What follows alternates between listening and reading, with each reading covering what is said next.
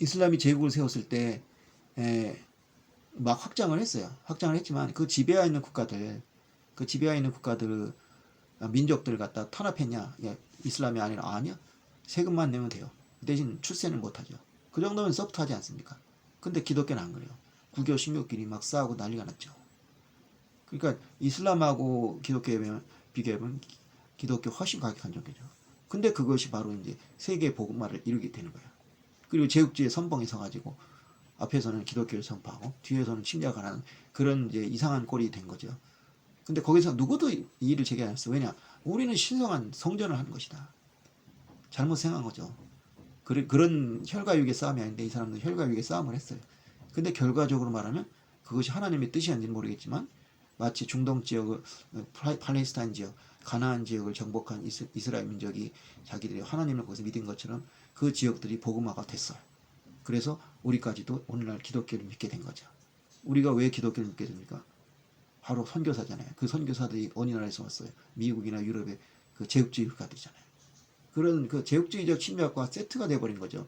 근데 결과적으로 그것이 우리의 그 나라를 기독교 국가로 말하기는 어렵지만 굉장히 그 기독교가 번성하는 나라가 된 거예요. 근데 왜 일본은 안 그러냐? 일본은 자기 자신 제국주의 국가가 됐어요. 그렇기 때문에 다른 제국주의 국가들이 영향력을 미칠 수가 없었어요. 무슨 말인지 아시겠죠? 예를 들어서 우리나라에서 학교를 세워요. 연세대학교를 세워요. 이화여대를 세워요. 그 다음에 세브란스 병원을 세워요. 그런 식으로 막 혜택을 주니까 사람들이 그걸 받고 싶어라도 기독교를 믿게 됐어요. 근데 일본은 자기 나라가 제국주의 국가이기 때문에 그런 걸 외국인에게 의존할 필요가 없습니다. 그러니까 그 사람들의 영향력이 약해질 수밖에 없어요. 자기들이 알아서 나라, 국가 세우고, 학교 세우고, 병원 세우고 그러니까 굳이 그 기독교들 선교사에게 의존할 필요가 없습니다. 그러니까 기독교를 믿는 강력한 동기가 없었어요. 그런 가운데서 일본이 부강해졌어요. 부강해지니까 더더군다나 기독교를 안 믿게 돼요. 왜냐? 멀쩡히 잘 믿는 나라도 부강해지면 기독교 안 믿어요. 종교 잘 안 믿어요. 왜냐? 우리도 그렇잖아요. 우리가 잘 살게 되니까 인본주의적으로 사고방식을 하게 되니까 하나님을 안 믿게 되잖아요. 그 천국 지옥 얘기해도 소용이 없어요. 말을 안 들어요. 그러니까 그것이 그러니까 일본에서 나타난 건데 불행하게도 일본은 기독교가 보급되기 전에 그게 나타났고 우리는 기독교가 어느 정도 보급돼서 이 생활화되고 나서 그 현상이 나타났기 때문에 지금도 기독교를 잘 믿는 나라가 되는 거죠. 중국은 더 하고요.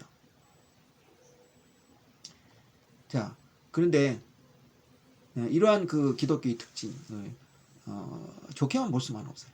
왜냐? 우리 이런 말이 있어요. 제자들이 성경 말씀에 주의 전을 사모하는 열심히 나를 삼키려 한 것을 기억하라 하더라. 자, 이것이 요한복음 2장 17절에 나와 있어요. 이 말은 뭐냐면 예수님이 성전을 정화시켰죠. 막 재직을 때리고 막 내쫓고 그것을 보면서 주의 전을 사모하는 열심히 나를 삼키리라. 이건 이제 구약 성경에 나온 말이잖아요. 뭐냐? 주의 전을 사모해야죠. 우리가 교회를 소중히 해요. 교회의 건물 또 우리가 소중히 여겨야 돼요. 그러나 그것에 너무 매달리는 거죠. 성전이든 교회든 그 건물 자체는 우리가 필요한 수단일 뿐이지 그 자체가 신성시돼서는 안 되는데 그것이 너무 지나치게 신성시된 거예요. 그리고 교회 자체가 신성시된 거예요. 그래가지고 거기서 그냥 그 동물을 팔고 돈을 바꾸고 하는 것이 그게 열심이죠. 내가 깨끗한 돈을 내겠다. 깨끗한 동물을 바치겠다. 근데 그것이 점점 커지니까 나중에는 그게 목적이 돼가지고 거기서 온갖 이권이 왔다 갔다 하고 그래서 예수님을 꾸짖으신 거예요.